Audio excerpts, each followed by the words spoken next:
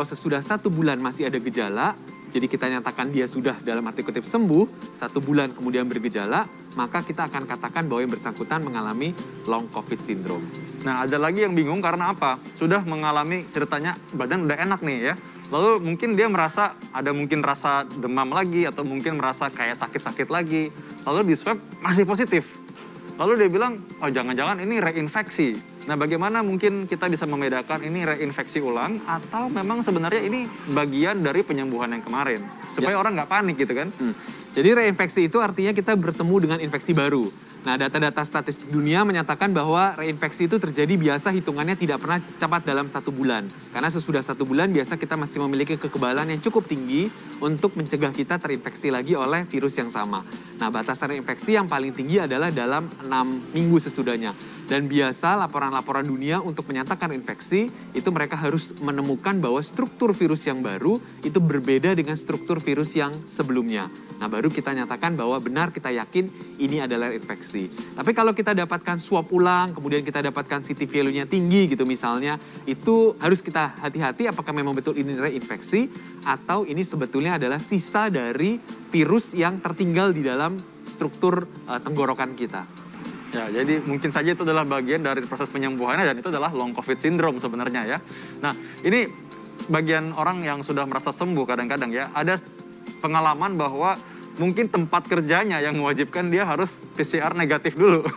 Nah, sehingga akhirnya mungkin banyak kebingungan. Nah, ini saya sekarang PCR masih positif nih. Apa saya kalau di rumah ketemu keluarga saya boleh buka masker apa enggak gitu? Jadi kehati-hatian itu memang muncul pada era awal dari pandemi. Awal pandemi kita belum tahu struktur virusnya, kita mengatakan bahwa yang penting harus konversi menjadi negatif untuk menyatakan yang bersangkutan sembuh. Tapi kemudian ada menunjukkan penelitian yang cukup besar, yang cukup baik menunjukkan bahwa sesudah 14 hari sebetulnya orang yang walaupun ditemukan struktur virusnya, orang itu sebetulnya sudah tidak infeksius lagi.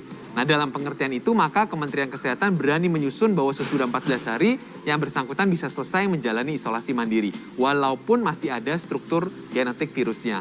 Nah, yang kita perlu lakukan adalah apakah perlu pakai masker atau tidak? Jawabannya tentu perlu. Kan 5M di dalamnya tetap pakai masker. Walaupun kita bergejala atau tidak, kita infeksius atau tidak, tetap kita harus pakai masker. Nah, tetapi kalau memang hasilnya masih positif, di dalam rumah pun kita tetap anjurkan untuk menggunakan masker. Kalau memang hasilnya sudah negatif, kita bertemu dengan orang yang benar-benar kita kenal sama-sama negatif, maka kita bisa lepas masker. Jadi mungkin itu tips sederhana yang bisa kita bagikan kalau swab kita persisten tetap positif sesudah 14 hari masa pemantauan tersebut. Nah, saya rasa ini makin jelas ya untuk pemirsa Hidup Sehat Plus ya. Nah, ini kembali ke long COVID syndrome ini yang banyak menjadi keluhan. Sebenarnya apa sih yang menjadi keluhan yang paling sering ditemukan dan ini mungkin gejala yang umum dari long COVID syndrome? Ya, jadi paling sering data statistik dunia menyatakan kelemahan tubuh atau fatigue. Jadi rasa lemas, rasa belum fit, rasa belum bugar gitu ya, itu yang paling banyak. Kemudian yang kedua adalah karena dia dominannya adalah saluran napas, maka gejala yang paling sering adalah saluran napas. Cepat capek misalnya kalau aktivitas, kemudian kadang masih ada batuk gitu ya. Kemudian kalau jalan menjadi lebih tidak bugar sebugar sebelum sakit, nah itu adalah gejala yang umum dijumpai. Rata-rata 35% orang yang keluar dari rumah sakit pasca COVID akan mengalami long COVID syndrome tersebut. Karena mungkin bagi yang sedang mengalami sekarang long COVID syndrome, apa sih yang bisa kita latih? Misalkan contoh nih orang-orang yang tadi fatigue, apakah langsung boleh olahraga? Pasti kan dia pengen tahu kan, apakah dia mesti makan gimana? Atau mungkin orang-orang yang masih rasa napasnya masih nggak enak gitu.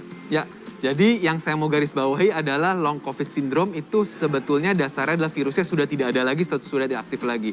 Jadi tidak perlu lagi memikirkan antibiotik, antivirus gitu ya, itu bukan eranya lagi kalau kita sudah masuk di dalam long COVID syndrome tersebut.